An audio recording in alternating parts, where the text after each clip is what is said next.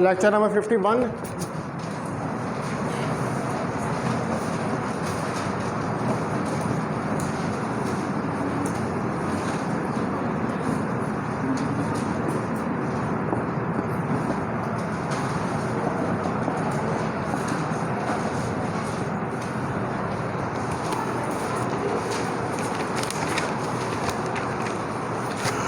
आज हमने कंडक्टर्स और सेकंड यूनिकनेस थ्योरम जो है उसको स्टडी करना है।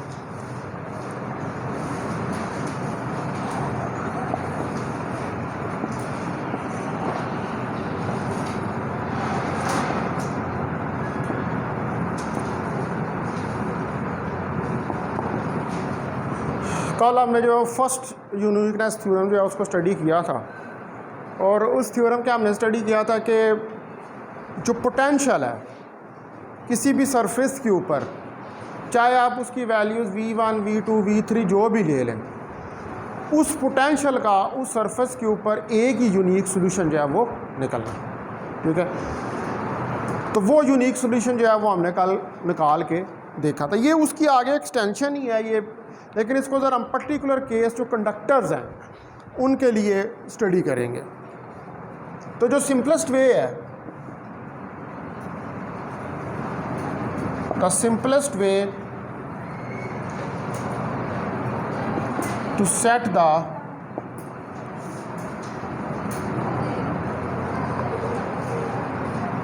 conditions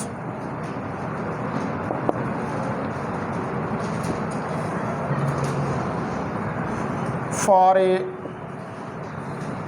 electrostatic problem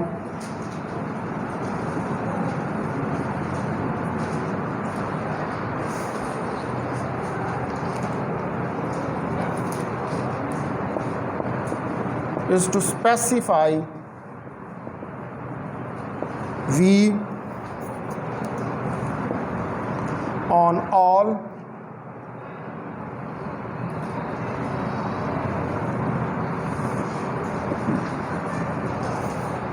surfaces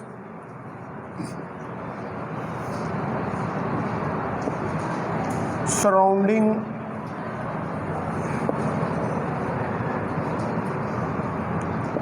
the region of interest।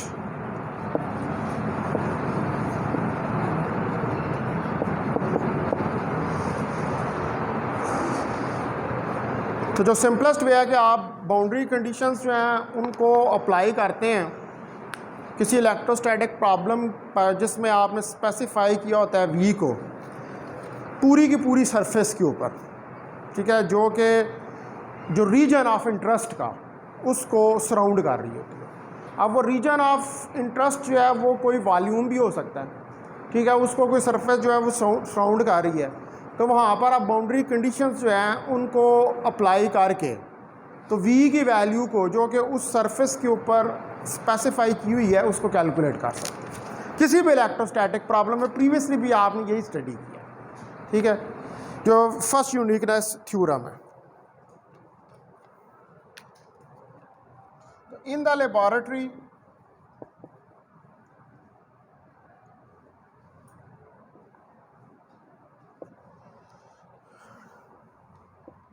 we have conductors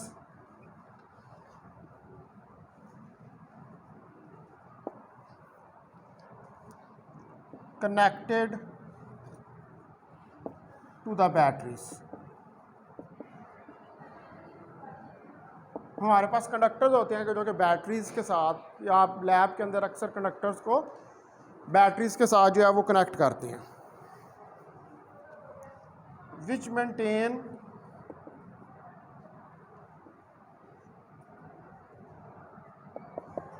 the given potential.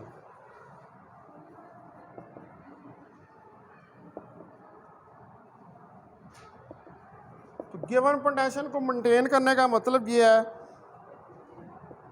कि उसको ग्राउंड कर दें, यानी कि V is equal to 0।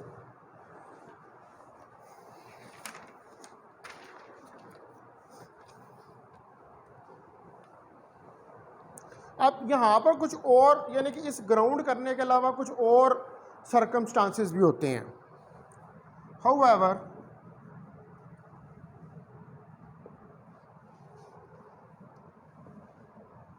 there are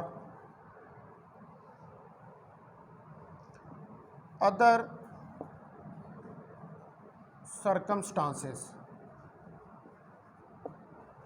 कुछ और सर्कमस्टांसेस जो हैं वो भी होते हैं इस पर्टिकुलर केस के अलावा, इन विच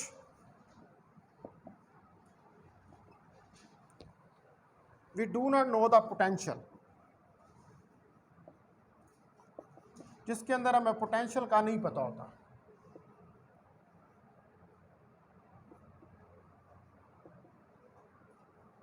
प्रीवियस केस में तो आपने कहा कि आपने स्पेसिफाई किया होता है, या आपने पोटेंशियल को जीरो लिया हुआ है, उसको ग्राउंड किया हुआ है। लेकिन कुछ जगह पर हमें पोटेंशियल का नहीं पता होता एट द बाउंड्री के ऊपर।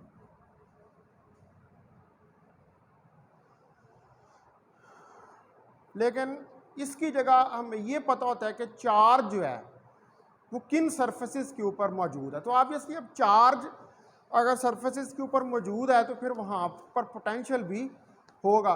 वो पोटेंशियल किस पर डिपेंड कर रहा है कि आप उस चार्ज को कोई रेफरेंस मानकर एक जगह से दूसरी जगह चार्ज को मूव करवा रहे हैं। पोटेंशियल कब जनरेट होता है? जब पोटेंशियल डिफरेंस होता है एक्चुअली, यानी कि जब एक पॉइंट से दूसरे पॉइंट की तरफ जाता है तो पोटेंशियल डिफरेंस जो है वो जनरेट है। तो अब यहाँ पर हमें ये नहीं पता कि V की जो वैल्यू है या पोटेंशियल की जो वैल्यू है वो क्या है बाउंड्री के ऊपर, लेकिन हमें ये इधर पता है, but rather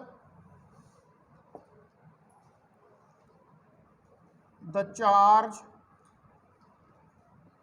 on the various conducting surfaces,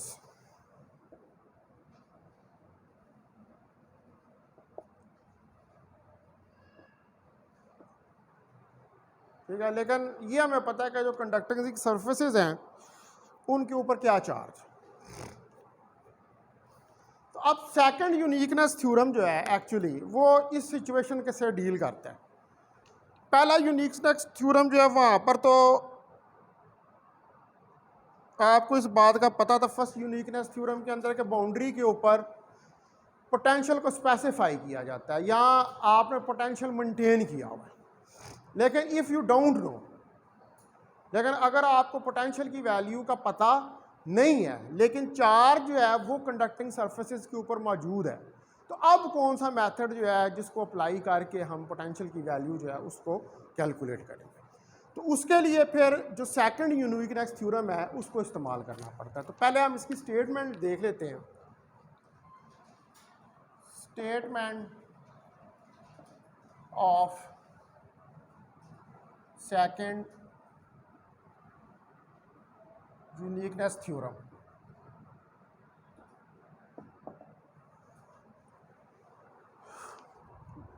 तो अगर एक वॉल्यूम V है, in volume V surrounding by the conductors, एक वॉल्यूम V है जिसको कंडक्टर्स जो हैं वो सराउंड कर रहे हैं and containing specified charge density and containing the specified charge density रो, और इस वॉल्यूम के अंदर चार्ज डेंसिटी है, यानी कि जो चार्ज है वो डिस्ट्रीब्यूटेड है। ठीक है, ये दूसरा केस की बात कर रहे हैं। पोटेंशियल का नहीं बता रहे कि पोटेंशियल स्पेसिफाइड है, नहीं, ये इंफॉर्मेशन दे रहे हैं कि चार्ज जो है वो डिस्ट्रीब्यूटेड है और वो स्पेसिफाइड चार्ज डेंसिटी जो है वो कितनी है, रो है। वॉल्यूम के केस के अंदर रो ही जो है वो होती है। तो अब जो इलेक्ट्रिक फील्ड है,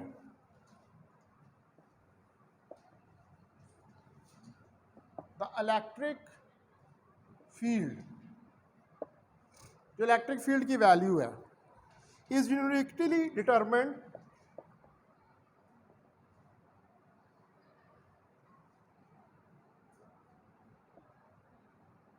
इसको आप यूनिकली डिटरमिन कर सकते हैं इस इलेक्ट्रिक फील्ड को if the total charge on the conductor, अगर टोटल चार्ज जो है कंडक्टर के ऊपर is given as shown in figure 1।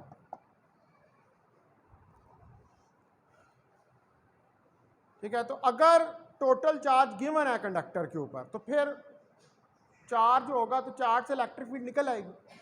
Obviously जिस जगह पर चार्ज होता है वहाँ पर फील्ड होती है, और जब चार्ज मूव करता है तो उस रीजन के अंदर तो विद रिस्पेक्ट टू पोजीशन जो है वो पोटेंशियल डिफरेंस जो है वो जनरेट हो जाता है। ठीक है, तो अब जरा हम फिगर बनाते हैं जिसकी हम बात कर रहे हैं कि जो चार्ज है कंडक्टर के ऊपर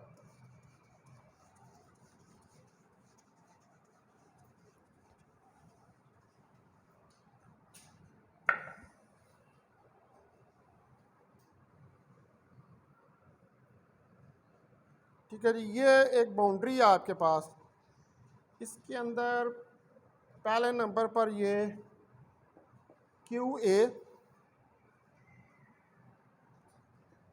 ये Q B, Q D, Q B और क्यू सी।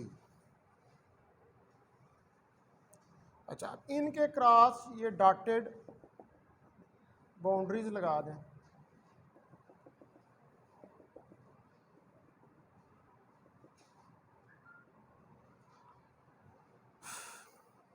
यहाँ पर कोई ये वॉल्यूम वी है। अच्छा, इसके क्रॉस भी ये पूरी एक बाउंड्री लगा दें।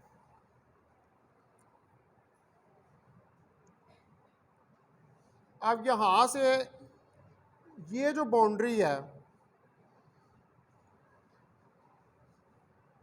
और यहाँ तक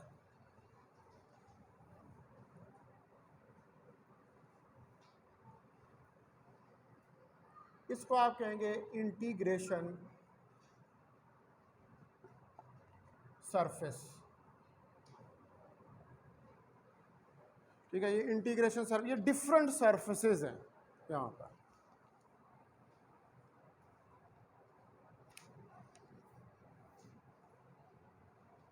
और ये वाली जो सारी है ये जो वायर आपने की हुई है ये आउटर बाउंड्री है।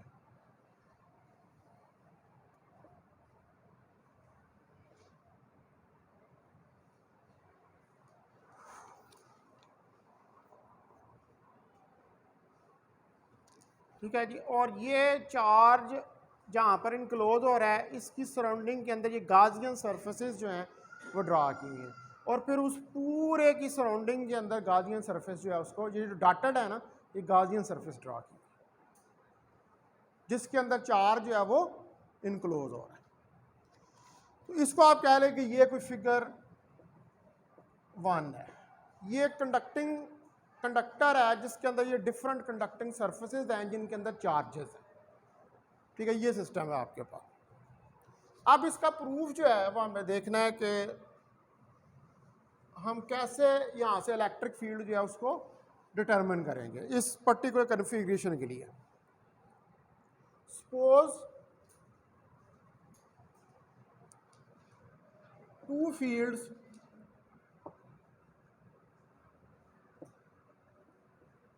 आर सेटिस्फाइंग, दो फील्ड जो हैं वो सेटिस्फाई कर रहे हैं द कंडीशंस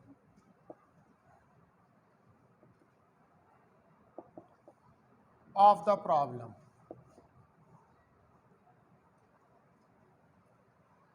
प्रॉब्लम की जो कंडीशंस हैं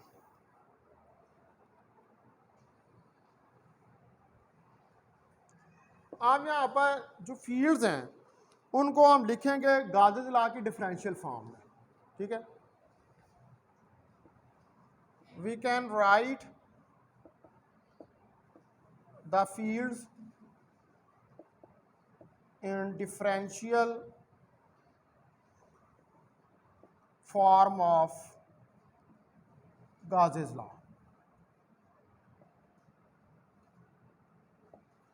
गाजेस लॉ की डिफरेंशियल फॉर्म के अंदर राइट डाउन करेंगे। तो डिफरेंशियल फॉर्म दो फील्ड्स हैं, एक को आप कह लें E1 है और दूसरे को कह लें वो E2 है।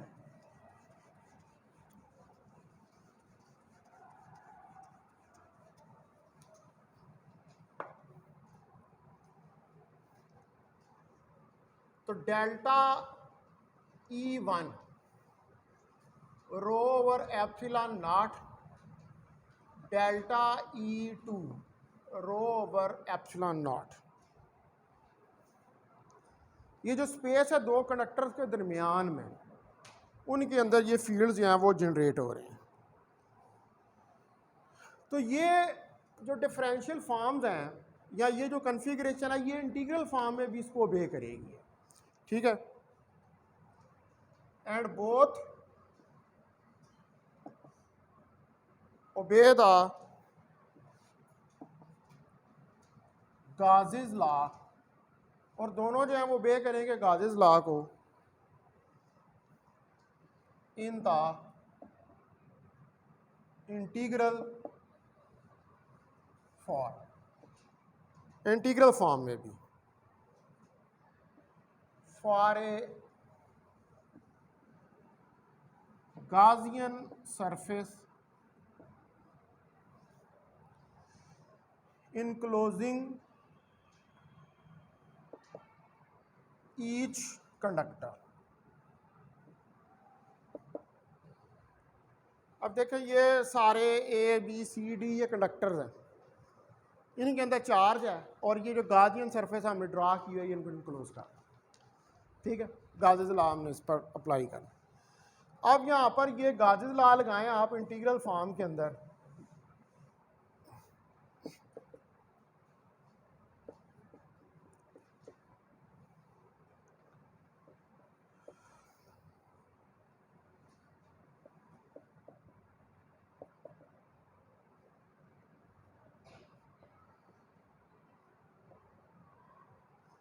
ठीक है, ये मैंने इंटीग्रल फॉर्म में गाजेस लॉ जो है उसको राइट डाउन कर दिया।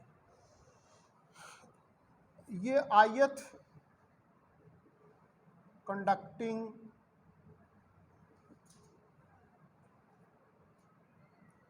सरफेस है, ठीक है, और ये भी आयत कंडक्टिंग सरफेस है।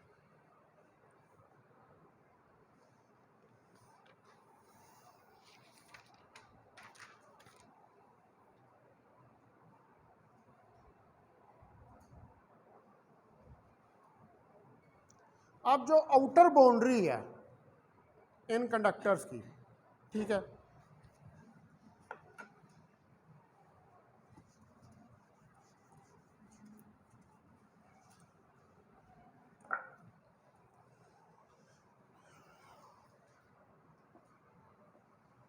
the outer boundary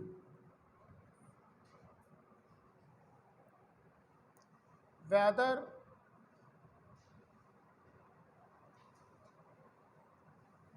this is just inside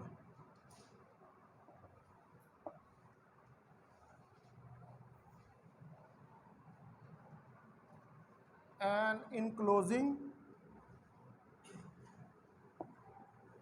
conductor or at infinity।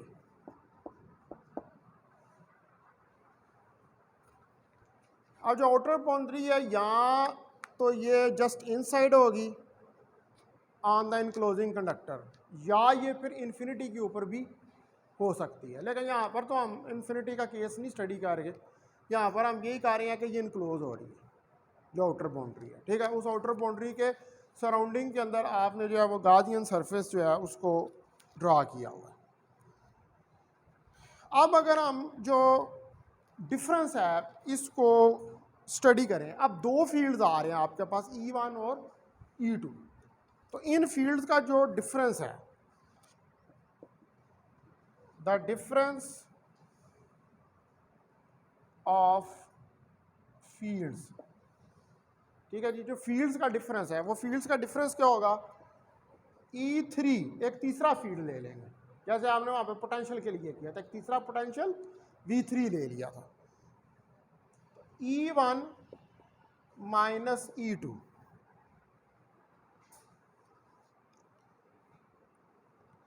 अब इसको फिर ओबे करना चाहिए which obeys del dot E3 is equal to 0।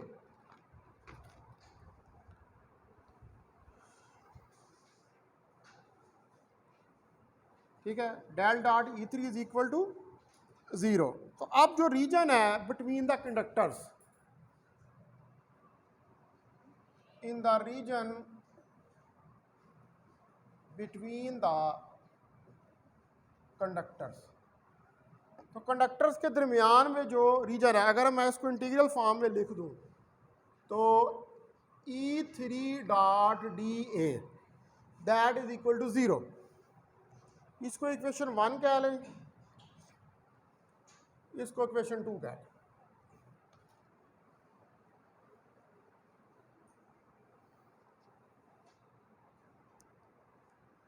तो ये अब ये वाली जो इक्वेशंस आ रही हैं ये किसके ऊपर है, ये हर बाउंड्री सरफेस पर है, ठीक है, ओवर ईच बाउंड्री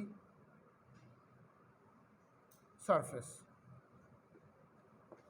देखा ना, ये हर ये बाउंड्री सरफेस है हर कंडक्टर की, और इसके बाहर जो है वो गाउसियन सरफेस आपने ड्रा की हुई है।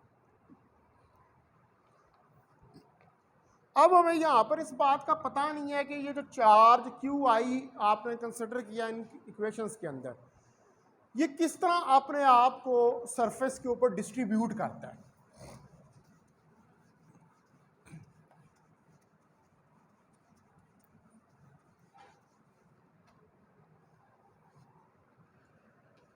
As we do not know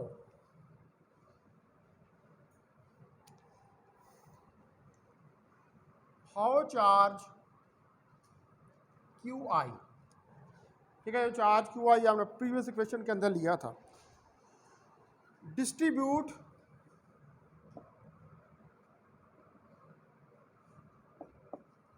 itself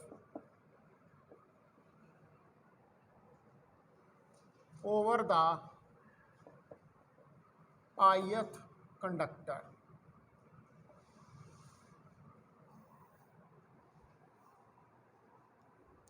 और हमें यहाँ पर यह भी नहीं पता है कि हर कंडक्टर जो है वो इक्वी पोटेंशियल है, यहाँ पर इस बात की भी हमारे पास इंफॉर्मेशन नहीं है। ये दूसरा केस है, इसमें पोटेंशियल जो है वो स्पेसिफाइड नहीं है। तो जब पोटेंशियल स्पेसिफाइड नहीं है तो फिर हमें नहीं पता कि क्या ये कंडक्टर जो है इसकी जो सरफेस है, इक्वी पोटेंशियल का क्या मतलब होता है, ऐसी सरफेस के जिसके ऊपर पोटेंशियल सेम उसको इक्वी पोटेंशियल कहते हैं। तो यहाँ पर अब हमें इस बात का नहीं पता कि इस केस के अंदर के जो ये कंडक्टर्स हैं इनकी सरफेसेस जो हैं वो इक्वी पोटेंशियल हैं या नहीं है, इसके बारे में इंफॉर्मेशन नहीं है। We do not no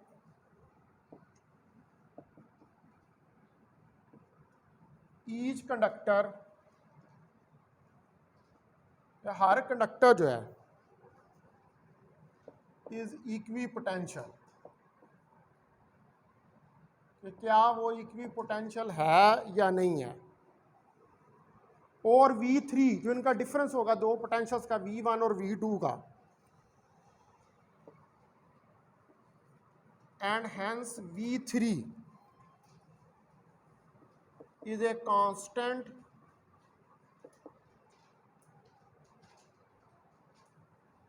not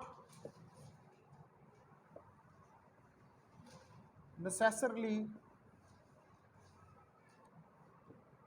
the same for each the same constant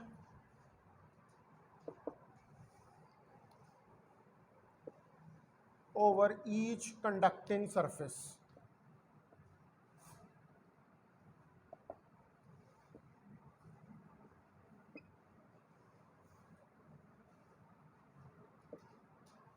ठीक है जी। अब एक तो हमें ये नहीं पता कि चार्ज ने किस तरह अपने आप को डिस्ट्रीब्यूट करना है, इंफॉर्मेशन नहीं है। दूसरा हमें यह भी नहीं पता कि हर कंडक्टर जो है क्या वो इक्वी पोटेंशियल है या नहीं है, और अगर वो इक्वी पोटेंशियल है या नहीं है, अगर है तो जो V3 कांस्टेंट है, आपने पिछले यूनिक्नेस थ्योरम में पढ़ा था कि अगर V3 V1 और V2 कांस्टेंट है तो फिर V3 भी कांस्टेंट है, यही पढ़ा था ना। तो अब V3 जो है वो कांस्टेंट तो हो सकता है, लेकिन ज़रूरी नहीं है कि ये सेम कांस्टेंट हो ओवर ईच कंडक्टिंग सरफेस। हो सकता है कांस्टेंट, लेकिन ये ज़रूरी नहीं है कि ये कांस्टेंट मसलन इस सरफेस के ऊपर, इस सरफेस के ऊपर, इस सरफेस के ऊपर, इस सरफेस के ऊपर, ये कांस्टेंट हो सकता है, लेकिन ये ज़रूरी नहीं है कि एक ही तरह का कांस्टेंट जो है वो इन चारों सरफेसेस के ऊपर। ये बात समझ आ रही? मैं मेरा कहने का मतलब यह कि यहाँ पर अगर 3 वोल्ट है तो ज़रूरी नहीं है कि इधर भी 3 वोल्ट है, कांस्टेंट वैल्यू होगी, लेकिन हो सकता है 5 वोल्ट हो, इधर 6 वोल्ट हो, इधर 8 वोल्ट हो। उस पर्टिकुलर सरफेस के ऊपर कांस्टेंट है, लेकिन आपस में जितनी सरफेसेस हैं वो ज़रूरी नहीं है कि उन पे कांस्टेंट हो। उन कांस्टेंट होगा, लेकिन आपस में वैल्यूज जो हैं वो डिफरेंट। बात समझ आ रही? फिर बता, इनके ऊपर ये जितनी कंडक्टिंग सरफेसेस हैं इन पे कांस्टेंट है, लेकिन कांस्टेंट की जो वैल्यू है वो हर कंडक्टर की दूसरे से डिफरेंट है। ये ज़रूरी नहीं है कि मतलब इस पे 3 वोल्ट है तो इस पे भी 3 वोल्ट है, इस पे भी 3 वोल्ट है, इस पे भी 3 वोल्ट है, ये ज़रूरी नहीं। ये हो सकता है कि इस पे 3 वोल्ट हो, 5 हो, 6 हो, 7 हो। ठीक है, ये इसका मतलब है। तो it not be 0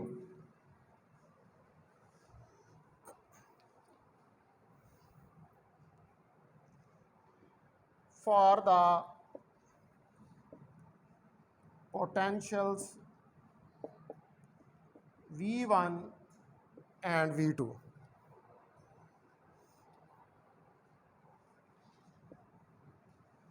May not be equal.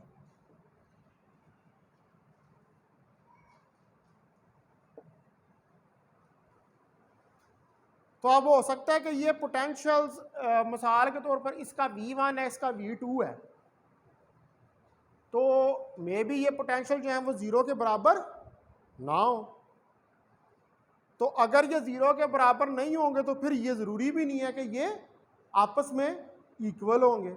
यानी कि ये V1 3 वोल्ट है तो V2 4 वोल्ट है, तो इसका मतलब है कि V1 is not equal to V2।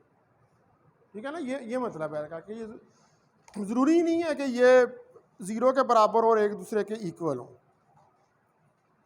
अब V1 और V2 जो है, V1 एंड V2 ये दो पोटेंशियल जो हैं मस्ट बी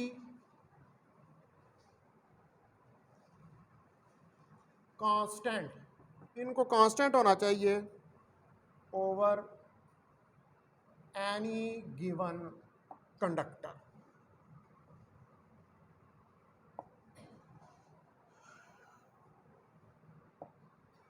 तो वैसे तो जो फर्स्ट यूनिकनेस थ्योरम है उसके मुताबिक तो इनको कांस्टेंट होना चाहिए, तो पहले के अंदर पड़ा। ठीक है, ये दूसरी सिचुएशन हम डिस्कस कर रहे हैं।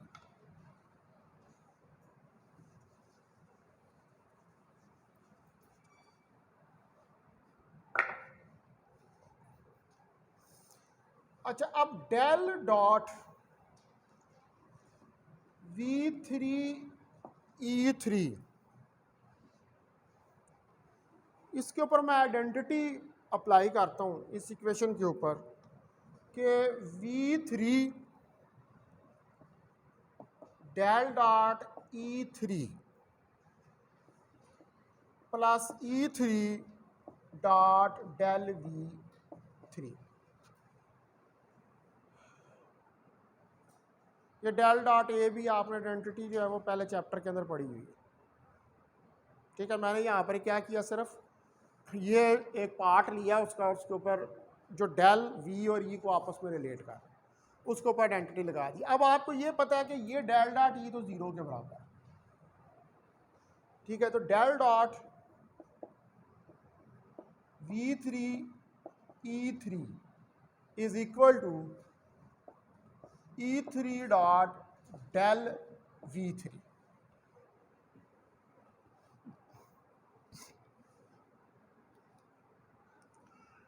अब E जो होता है ये माइनस डेल V के बराबर होता है, अगर आपको याद हो तो E is equal to minus del V, तो E3 is equal to minus del V3।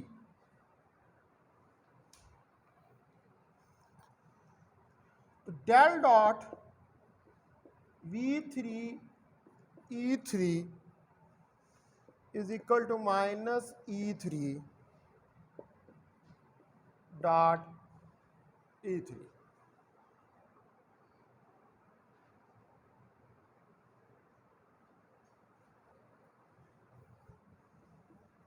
तो del dot V3E3 minus E3 का स्क्वायर।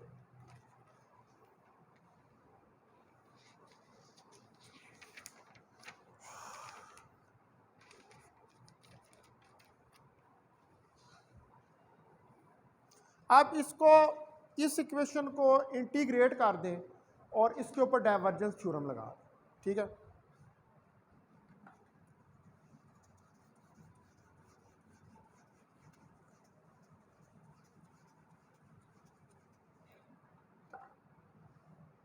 इंटीग्रेट ओवर V, ठीक है। वॉल्यूम के ऊपर इसको इंटीग्रेट कर दें, इधर हम ऐसे वॉल्यूम लिख सकते हैं, and apply the divergence theorem, और इसके ऊपर डाइवर्जेंस थ्योरम जो है वो लगा दें। तो V del dot V3E3 d of tau is equal to integral V3E3 dot dA।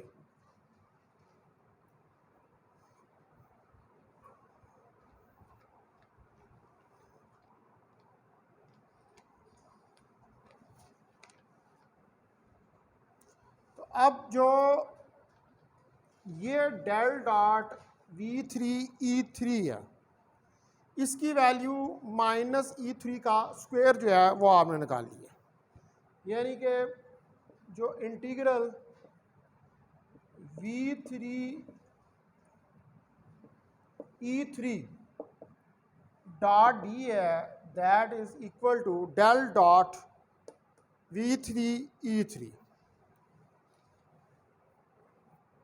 ये पूरी जो वैल्यू है ये E3 का स्क्वायर आ रही है, ठीक है। तो इसको लिख दें यहाँ पर माइनस E3 का स्क्वायर डी ऑफ टाउ।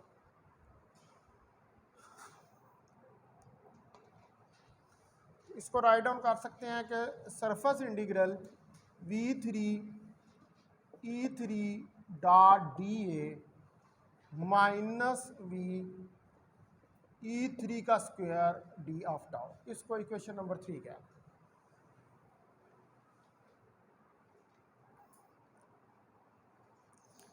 अब ये जो सरफेस इंटीग्रल है ये क्या कर रहा है, ये कवर कर रहा है तमाम बाउंड्रीज को। The surface integral covers the all boundaries, तो जितनी भी इस फिगर के अंदर बाउंड्रीज हैं उनको कवर कर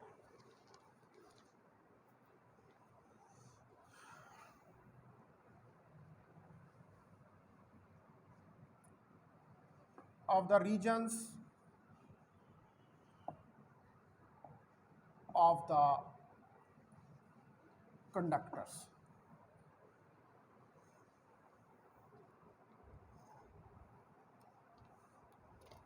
अब V3 जो है नाउ वो कांस्टेंट है ओवर ई surface,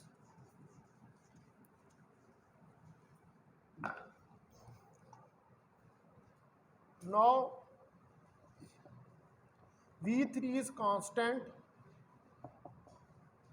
over each surface. V3 जो है वो हर सरफेस के ऊपर कांस्टेंट है अगर बाउंड्री जो है वो इन्फिनिटी है, if the boundary is infinity, अगर बाउंड्री इन्फिनिटी है यानी कि V3 इज इक्वल टू 0 है देयर। अब जारी बात है कि बाउंड्री के ऊपर तो नहीं आपको पता होगा कि what is the value of the potential, तो बाउंड्री के ऊपर तो फिर आप यही ज्यूम करेंगे अगर इन्फिनिटी के ऊपर बाउंड्री है तो यही ज्यूम करेंगे कि वहाँ पर पोटेंशियल जो है वो 0 के बराबर है, वहाँ तो फिर सब के लिए पोटेंशियल जो है वो एक ही जैसा हो जाएगा अगर आप उसको बाउंड्री को इन्फिनिटी पे ले रहे हैं, इन्फिनिट डिस्टेंस के ऊपर बाउंड्री को कंसिडर कर रहे हैं।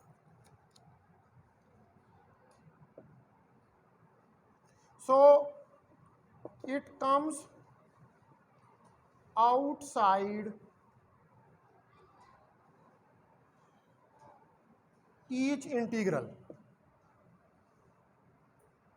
इसलिए ये हर इंटीग्रल से बाहर जो आप कांस्टेंट है चूंकि तो फिर इंटीग्रल से बाहर निकलेगा एंड अकॉर्डिंग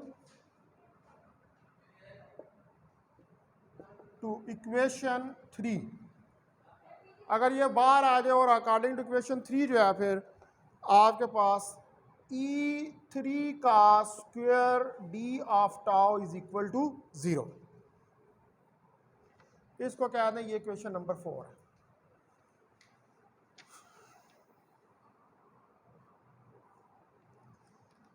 अब ये इंटीग्रल जो है यहाँ पर माइनस का साइन था इसके साथ अगर आप पीछे देखें तो, लेकिन ये इंटीग्रल कभी भी नेगेटिव नहीं हो सकता, ठीक है।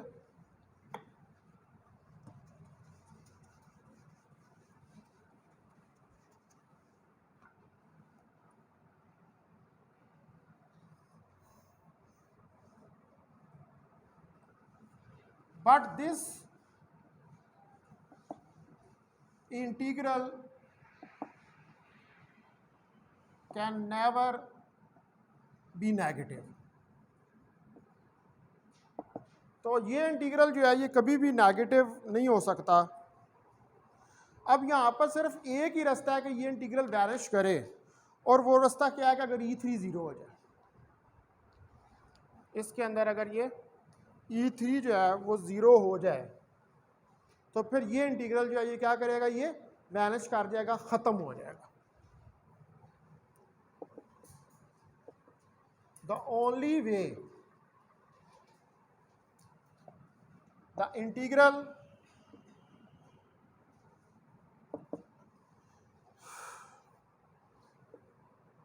can vanish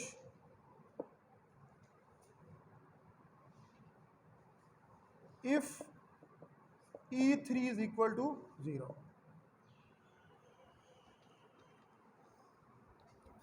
Everywhere.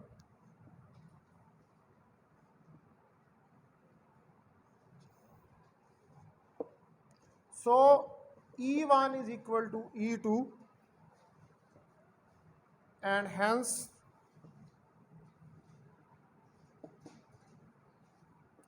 theorem is proved.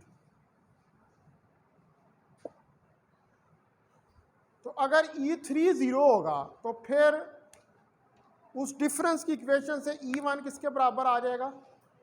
E2 के। और अगर E1 E2 के बराबर आ जाएगा तो मतलब है कि ए की वैल्यू जो है वो इलेक्ट्रिक फील्ड की निकल आएगी वहाँ पर उन बिटवीन द कंडक्टर्स। ये जितने ये कंडक्टर हैं इनके दरमियान। और हमने इस थ्योरम के अंदर बेसिकली जो है वो वैल्यू भी किसकी फाइंड करनी थी? इलेक्ट्रिक फील्ड की। क्योंकि आपने ये बात पहले पढ़ी हुई है कि अगर हम पोटेंशियल को फाइंड कर लें तो पोटेंशियल की मदद से इलेक्ट्रिक फील्ड को फाइंड करना आसान होता है। ठीक है, ये मेथड है कैलकुलेट करने के इलेक्ट्रिक फील्ड को। एक तो है कि आप लगाते हैं कूलम्स लॉ, उससे इलेक्ट्रिक फील्ड फाइंड हो जाता है। दूसरा आप लगाते हैं गाजेस लॉ, उससे इलेक्ट्रिक फील्ड फाइंड हो जाता है। और तीसरा आप लगाते हैं ये पोटेंशियल, कि पहले पोटेंशियल फाइंड करें और उसके बाद E equal to minus del V वाला फार्मूला लगाकर इलेक्ट्रिक फील्ड जो है उसको फाइंड कर।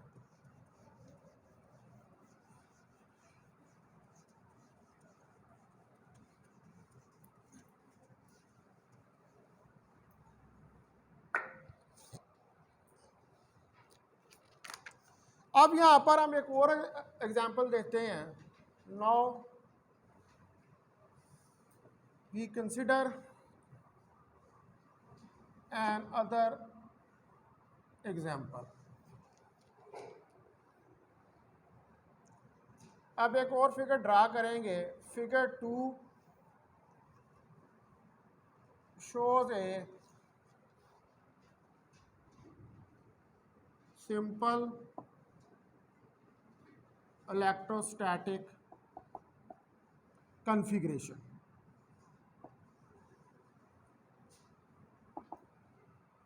ठीक है, एक फिगर 2 में एक सिंपल इलेक्ट्रोस्टैटिक कॉन्फ़िगरेशन है, ये देखेंगे प्लस माइनस माइनस प्लस, ये फिगर 2 है।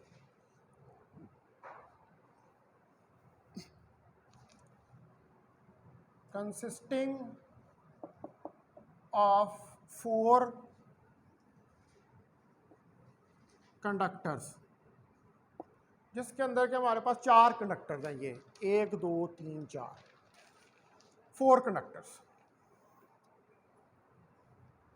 वे चार्जेस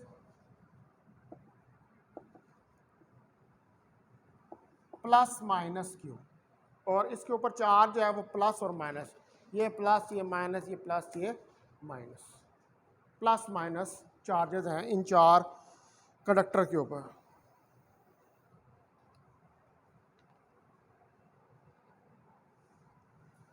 और ये सिचुएटेड हैं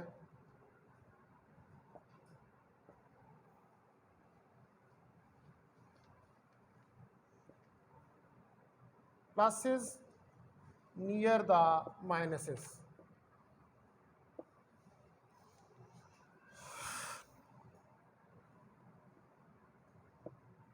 प्लस के जो चार्जेस हैं वो माइनस के नियर सिचुएटेड है। अब क्या हो कि अगर आप इनको आपस में ज्वाइन कर दें इन चार्ज कंडक्टर्स को, अभी तो ये ऐसे पड़े हुए हैं, वायर्स लगाकर इनको आपस में ज्वाइन कर दें। ठीक है, नाउ व्हाट हैपन, क्या होगा अगर आप इन कंडक्टर्स को इफ वी join them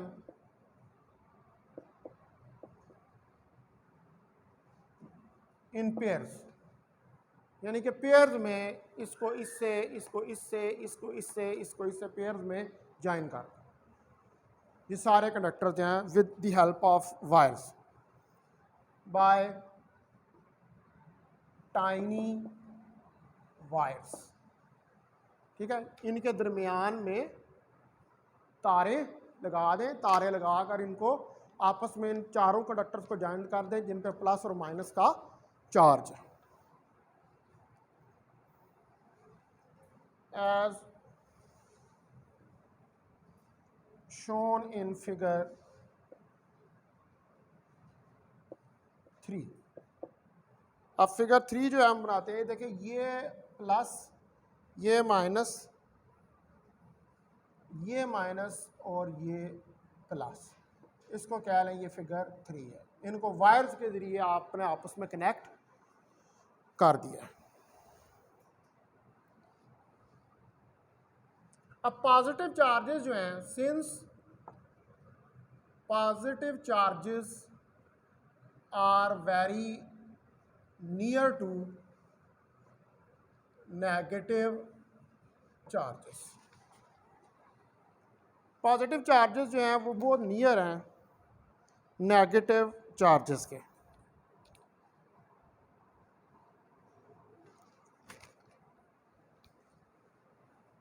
ऐसे ही है ना, ये करीब करीब जो है वो एक दूसरे के पड़े हुए हैं।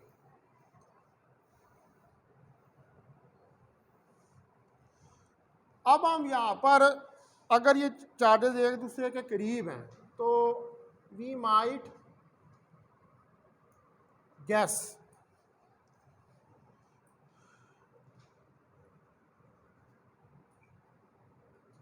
That nothing will happen. तो हम ये गैस करते हैं कि इस तरह इनको जोड़ देंगे तो कुछ भी हैपन नहीं होगा। And the configuration looks stable. जाहिर बात है कि जब कोई चेंज नहीं आ रही, कुछ भी हैपन नहीं हो रहा, तो फिर कॉन्फ़िगरेशन जो है वो स्टेबल है, यानी कि उस कॉन्फ़िगरेशन के अंदर कोई चेंज नहीं आ रही। आपने इनको वायर्स के ज़रिए जोड़ दिया।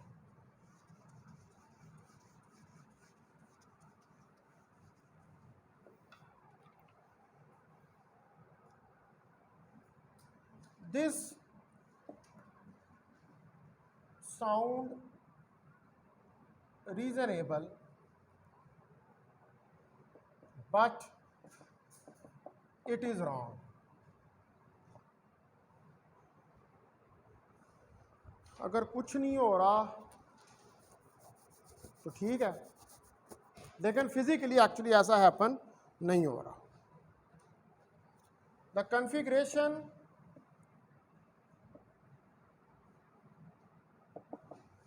इन फिगर 3, अब ये जो फिगर 3 के अंदर आपने ये कॉन्फ़िगरेशन लिया जिनको वायर्स के ज़रिए आपने कनेक्ट कर दिया, इज इम्पॉसिबल। ये पॉसिबल ही नहीं है।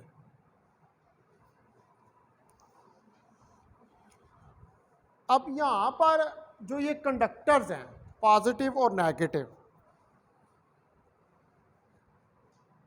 दीज कंडक्टर्स, ये जो कंडक्टर्स हैं अफेक्ट ईच अदर।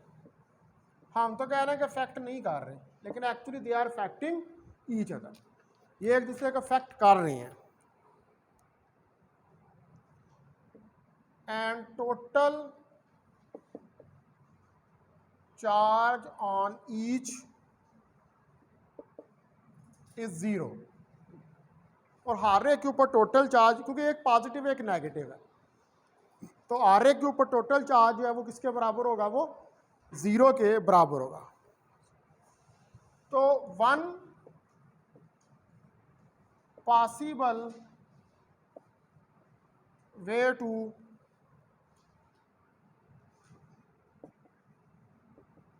डिस्ट्रीब्यूट, तो एक पॉसिबल वे कि आप डिस्ट्रीब्यूट कर दें 0 चार्ज को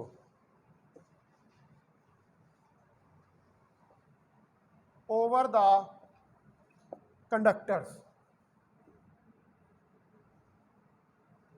कंडक्टर्स के ऊपर।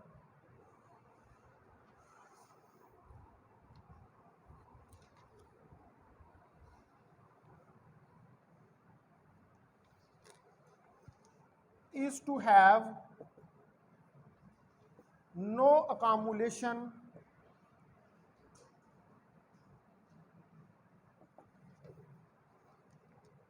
Of charge anywhere.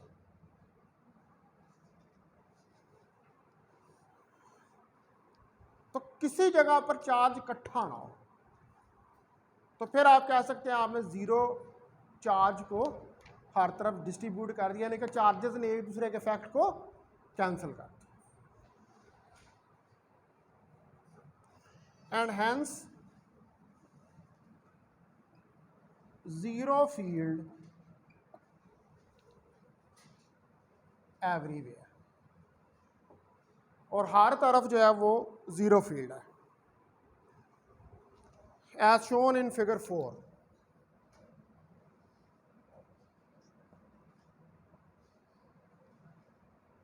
अब देखें ये वही वाला थ्योरम जो है वो हमने एग्जांपल से प्रूव कर दिया।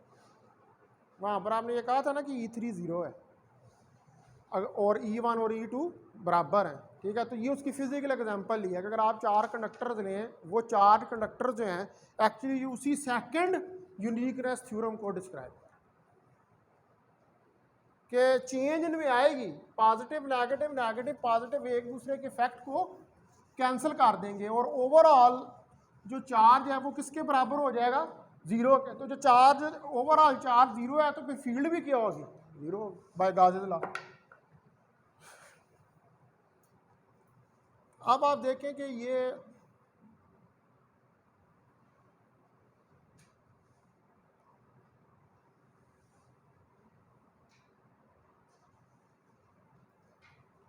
आप देखें यहाँ पर, ये जहाँ पर प्लस माइनस था वहाँ पर हमने ज़ीरो लिख दिया, ठीक है। ज़ीरो का मतलब है कि यहाँ पर चार्ज ज़ीरो हो गया, फिगर 4। तो by second uniqueness theorem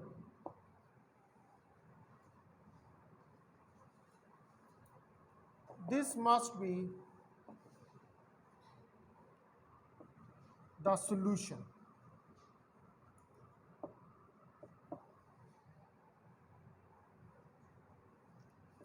The charges flows down the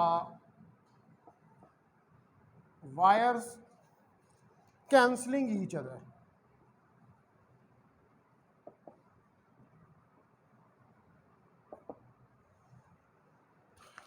इधर इधर इधर आ रहे हैं और आपस में एक दूसरे को कैंसिल कर रहे हैं, और जब आपस में एक दूसरे को कैंसिल कर रहे हैं तो टोटल चार्ज कितना हो जाएगा, ज़ीरो। जब टोटल चार्ज ज़ीरो तो फिर फील्ड भी ज़ीरो, तो हर जगह पर फिर फील्ड की वैल्यू एक ही आ गई। This is second uniqueness theorem, ठीक है। यह हमने एग्जाम्पल के जरिए प्रूव करके इसको, और एग्जाम्पल के लिए दोनों तरीक़ों से जो है वो देख लिया।